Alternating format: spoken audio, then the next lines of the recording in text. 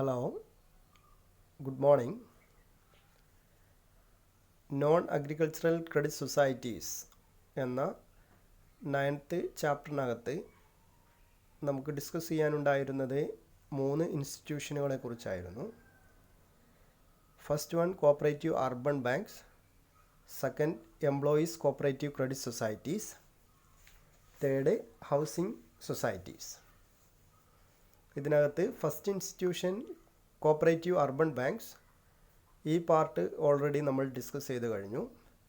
Last urban cooperative ബാങ്കിൻ്റെ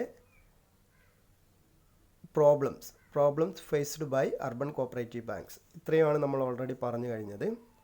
ഇനി നമുക്ക് ഡിസ്കസ് ചെയ്യാനുള്ളത് അതിൻ്റെ സെക്കൻഡ് ഇൻസ്റ്റിറ്റ്യൂഷനാണ്, employees cooperative credit societies. Okay, employees cooperative credit societies.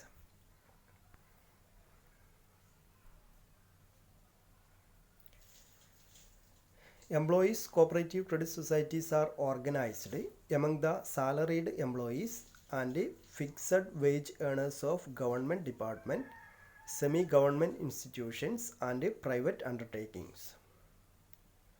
Employees cooperative credit societies എന്ന് പറയുന്നത്, so it is organized among the salaried employees.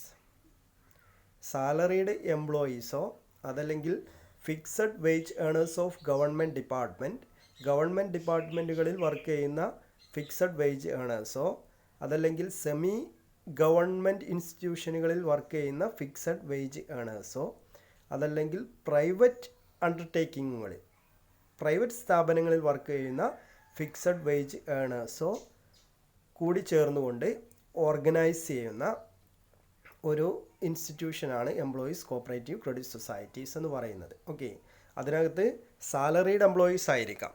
ഒരു പർട്ടിക്കുലർ ഇൻസ്റ്റിറ്റ്യൂഷനിൽ വർക്ക് ചെയ്യുന്ന സാലറീഡ് എംപ്ലോയീസ് എല്ലാം കൂടെ ചേർന്നുകൊണ്ട് അവർക്കൊരു എംപ്ലോയീസ് കോപ്പറേറ്റീവ് ക്രെഡിറ്റ് സൊസൈറ്റി തുടങ്ങാം.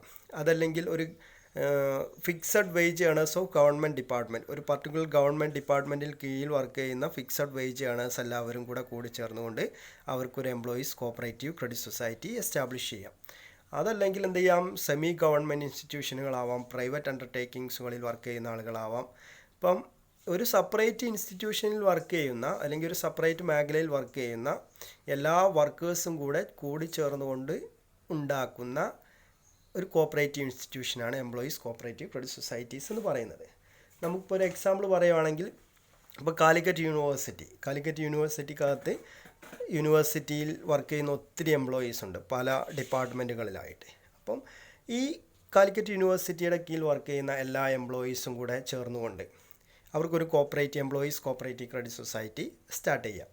അത്തരത്തിലുള്ള ഒരു കാലിക്കറ്റ് യൂണിവേഴ്സിറ്റിയുടെ കീഴിലുള്ള ഒരു കോപ്പറേറ്റീവ് സൊസൈറ്റിയാണ് Calicut university staff cooperative credit society limited എന്നുള്ളത്. അപ്പം ഈ Calicut university staff cooperative credit society limited എന്ന് പറയുന്ന കോപ്പറേറ്റീവ് ഇൻസ്റ്റിറ്റ്യൂഷൻ എന്ന് പറയുന്നത് ആ കാലിക്കറ്റ് യൂണിവേഴ്സിറ്റിക്കകത്ത് വർക്ക് ചെയ്യുന്ന എല്ലാ എംപ്ലോയീസും കൂടി ചേർന്നുകൊണ്ട് ഉണ്ടാക്കിയ ഒരു കോപ്പറേറ്റീവ് സൊസൈറ്റി ആയിരിക്കും. അവരുടെ ബെനിഫിറ്റിനും വേണ്ടിയിട്ട് അവരെല്ലാവരും കൂടി ചേർന്നുകൊണ്ട് ആ രീതിയിൽ ഒത്തിരി ആളുകൾ വർക്ക് ചെയ്യുന്ന ഗവൺമെൻറ് ഡിപ്പാർട്ട്മെൻറ്റുകളാവാം, അതല്ലെങ്കിൽ പ്രൈവറ്റ് സെക്ടറിലാവാം, അതല്ലെങ്കിൽ സെമി ഗവൺമെൻറ് ഡിപ്പാർട്ട്മെൻ്റ് ആവാം. ഇത്തരത്തിൽ ഒത്തിരി ആളുകൾ വർക്ക് ചെയ്യുന്ന ഇൻസ്റ്റിറ്റ്യൂഷനുകളിലെ എംപ്ലോയീസ് എല്ലാം കൂടി ചേർന്നുകൊണ്ട് ഉണ്ടാക്കുന്ന കോപ്പറേറ്റീവ് സൊസൈറ്റിയാണ് എംപ്ലോയീസ് കോപ്പറേറ്റീവ് ക്രെഡിറ്റ് സൊസൈറ്റി എന്ന് പറയുന്നത്. നോക്കാം അടുത്ത sentence. Separative cooperative credit societies has been organized for separate category of workers. ഇവിടെ സെപ്പറേറ്റ് കാറ്റഗറി ഓഫ് വർക്കേഴ്സ് കൂടി ചേർന്നുകൊണ്ട് സെപ്പറേറ്റ് കോപ്പറേറ്റീവ് ക്രെഡിറ്റ് സൊസൈറ്റിയാണ് എസ്റ്റാബ്ലിഷ് ചെയ്യുന്നത്. അപ്പോൾ ഒരു കാലിക്കറ്റ് യൂണിവേഴ്സിറ്റിക്കകത്ത് വർക്ക് ചെയ്യുന്ന എംപ്ലോയീസ് എല്ലാം കൂടെ ചേർന്നുകൊണ്ട് അവരുടേതായിട്ടുള്ള ഒരു എംപ്ലോയീസ് കോപ്പറേറ്റീവ് സൊസൈറ്റി എസ്റ്റാബ്ലിഷ് ചെയ്യുന്നു. അതുപോലെ തന്നെ മറ്റെന്തെങ്കിലും സ്ഥാപനമാണെങ്കിൽ അവിടെ വർക്ക് ചെയ്യുന്ന ആളുകളെല്ലാം കൂടി ചേർന്നുകൊണ്ട് അവരുടെ ആ മേഖലയിൽ വർക്ക് ചെയ്യുന്ന ആളുകളുടെ ഒരു കോപ്പറേറ്റീവ് സൊസൈറ്റി എസ്റ്റാബ്ലിഷ് ചെയ്യുന്നു. ഇപ്പോൾ എക്സാമ്പിൾ പറയുകയാണെങ്കിൽ Indian fishermen and fisheries workers cooperative society, ഇത് ഫിഷിംഗ് സെക്ടറുമായിട്ട് വർക്ക് ചെയ്യുന്ന എംപ്ലോയീസാണ്. അപ്പോൾ അവരെല്ലാവരും ഫിഷറീസ് സെക്ടറിൽ വർക്ക് ചെയ്യുന്ന ആളുകളെല്ലാം ചേർന്നുകൊണ്ട് Indian fishermen and fisheries workers cooperative society, അതിൻ്റെ ഹെഡ് എന്ന് പറയുന്നത് തിരുവനന്തപുരമാണ്. അപ്പോൾ ഇത് ഫിഷറീസ് സെക്ടറിൽ വർക്ക് ചെയ്യുന്ന ആളുകളുടെ കോപ്പറേറ്റീവ് സൊസൈറ്റിയാണ്. മറ്റൊന്ന് പറയുകയാണെങ്കിൽ Kerala state horticulture and agricultural producers cooperative society ഉണ്ട്. ഇത് ഹോർട്ടിക്കൾച്ചർ ആൻഡ് അഗ്രികൾച്ചറൽ സെക്ടേഴ്സിൽ വർക്ക് ചെയ്യുന്ന തൊഴിലാളികളെല്ലാം കൂടെ കൂടിച്ചേർന്നുകൊണ്ടുള്ളതാണ്. അപ്പോൾ ഇങ്ങനെ ഓരോ സെക്ടേഴ്സിനും സെപ്പറേറ്റ് കോപ്പറേറ്റീവ് സൊസൈറ്റികളാണ് എസ്റ്റാബ്ലിഷ് ചെയ്യുന്നത്. അതുകൊണ്ടാണ് ഇവിടെ പറയുന്നത് separate cooperative credit societies has been organised for separate categories of workers. Okay, അതല്ലാതെ മിക്സ് ചെയ്തുകൊണ്ടല്ല. എംപ്ലോയീസ് ഇപ്പോൾ കാലിക്കറ്റ് യൂണിവേഴ്സിറ്റി എംപ്ലോയീസിൻ്റെ കോപ്പറേറ്റീവ് സൊസൈറ്റി ആണെങ്കിൽ അവിടെ കാലിക്കറ്റ് യൂണിവേഴ്സിറ്റിക്കകത്ത് വർക്ക് ചെയ്യുന്ന എംപ്ലോയീസ് എല്ലാം കൂടെ കൂടിച്ചേർന്നുകൊണ്ടാണ് ഉണ്ടാക്കുന്നത്. ഫിഷറീസ് എംപ്ലോയീസ് കോപ്പറേറ്റീവ് സൊസൈറ്റി ആണെങ്കിൽ ഫിഷറീസ് സെക്ടറിൽ വർക്ക് ചെയ്യുന്ന ആളുകളെല്ലാം കൂടെ കൂടിച്ചേർന്നുകൊണ്ടാണ്. അപ്പോൾ സെപ്പറേറ്റ് കാറ്റഗറീസ് ഓഫ് വർക്കേഴ്സാണ് സെപ്പറേറ്റ് കോപ്പറേറ്റീവ് സൊസൈറ്റികൾ എസ്റ്റാബ്ലിഷ് ചെയ്യുന്നത്. ദെൻ അടുത്ത sentence, most of the employees cooperative credit societies are financially sound and well managed. മിക്കവാറും എല്ലാ എംപ്ലോയീസ് കോപ്പറേറ്റീവ് സൊസൈറ്റികളെല്ലാം തന്നെ ഫിനാൻഷ്യലി സൗണ്ടുമാണ്, അതുപോലെ തന്നെ വെൽ മാനേജ്ഡുമാണ് എന്ന് കൃത്യമായിട്ട് പറയുന്നുണ്ട്. അങ്ങനെ പറയാൻ കാരണം എന്തായിരിക്കും? ഈ എംപ്ലോയീസ് കോപ്പറേറ്റീവ് സൊസൈറ്റിയിലുള്ള ആളുകളെല്ലാം തന്നെ എന്തായിരിക്കും? ഹൈലി എഡ്യൂക്കേറ്റഡ് ആയിരിക്കും, എഡ്യൂക്കേറ്റഡ് മെമ്പർഷിപ്പ് ആയിരിക്കും. അതുപോലെ തന്നെ അതിൻ്റെ ഓപ്പറേഷണൽ എഫിഷ്യൻസി വളരെ വലുതായിരിക്കും. അതുപോലെ തന്നെ ബെറ്റർ ആൻഡ് എഫിഷ്യൻറ്റ് മാനേജ്മെൻ്റ് ആയിരിക്കും. ഇങ്ങനെ കുറേ ഫീച്ചേഴ്സ് ഉണ്ട് എംപ്ലോയീസ് കോപ്പറേറ്റീവ് സൊസൈറ്റീന്.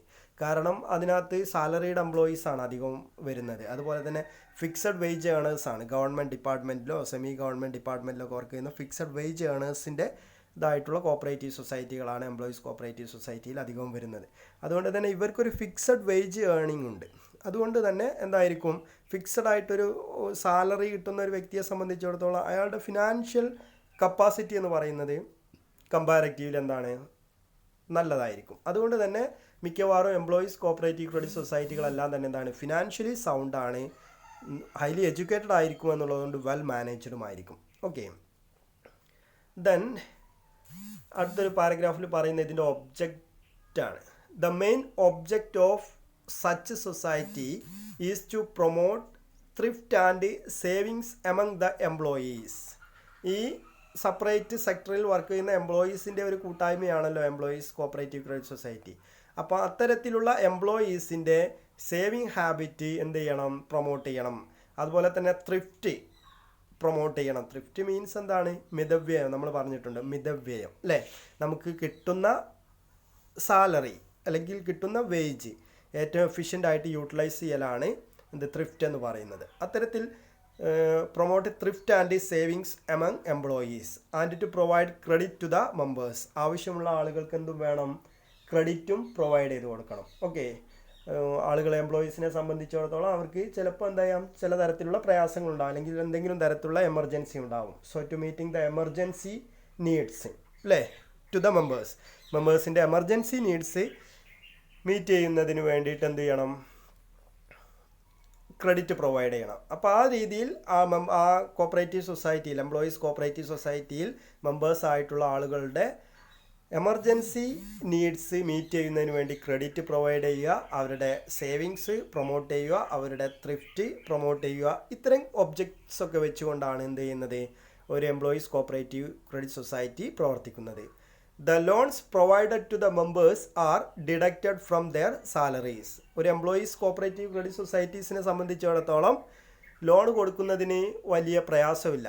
കാരണം എന്താണ്? അവർക്ക് മന്ത്ലി കിട്ടുന്ന അവരുടെ സാലറി ഉണ്ട്, അല്ലെങ്കിൽ ഒരു റെഗുലർ ഏണിങ്സ് ഉള്ള ആളുകളായിരിക്കും എംപ്ലോയീസ് കോപ്പറേറ്റീവ് സൊസൈറ്റിയിൽ ഉണ്ടാവുക.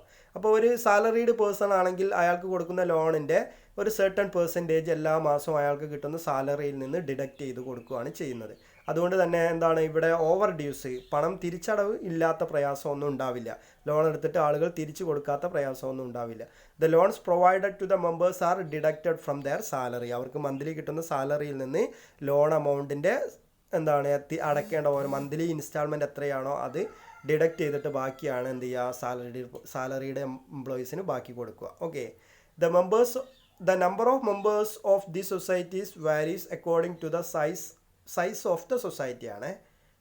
To the size of the society, അവിടെ ഒരു സൈസ് എന്നുള്ളത് കൂടിപ്പോയിട്ടുണ്ട്, അവിടെ നോക്കുക. So the number of members of the societies vary according to the size of the society. സൊസൈറ്റീസിൻ്റെ സൈസ് എത്രയുണ്ടോ അതിനനുസരിച്ച് അതിലെ മെമ്പേഴ്സിൻ്റെ എണ്ണത്തിൽ മാറ്റങ്ങളുണ്ടാവാം.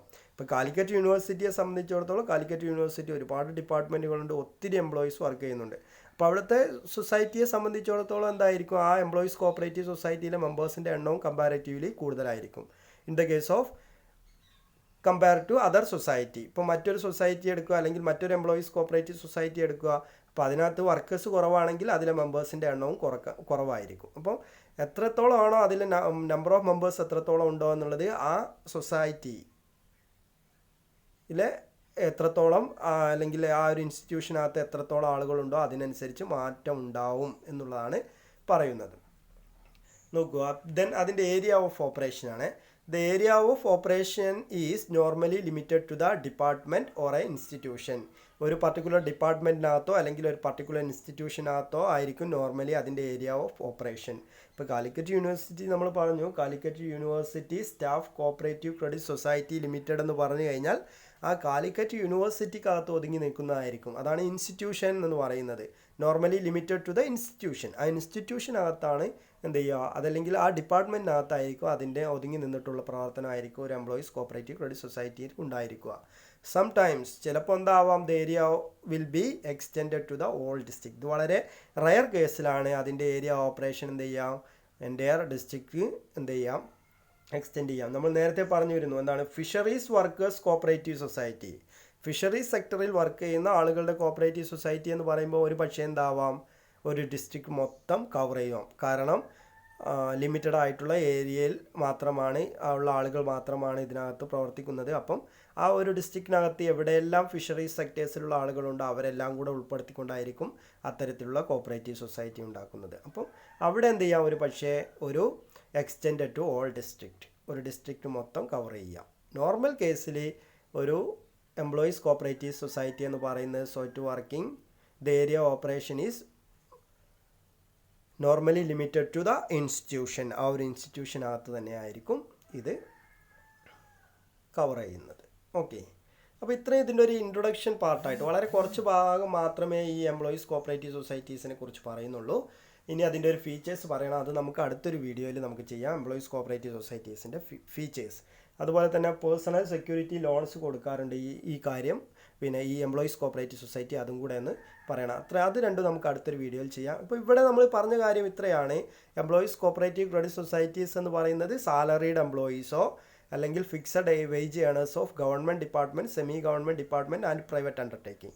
പ്രൈവറ്റ് സെക്ടറിലും ആവാം, ഗവൺമെൻറ് സെക്ടറിലാവാം, അതല്ലെങ്കിൽ സെമി ഗവൺമെൻറ് സെക്ടറിലും വർക്ക് ചെയ്യുന്ന ഫിക്സഡ് വേജ് ഏണേഴ്സും സാലറീഡ് എംപ്ലോയീസും ഒക്കെ കൂടി ചേർത്തുകൊണ്ടുണ്ടാക്കുന്ന സൊസൈറ്റികളാണ് എംപ്ലോയീസ് കോപ്പറേറ്റീവ് ക്രെഡിറ്റ് സൊസൈറ്റി എന്ന് പറയുന്നത്.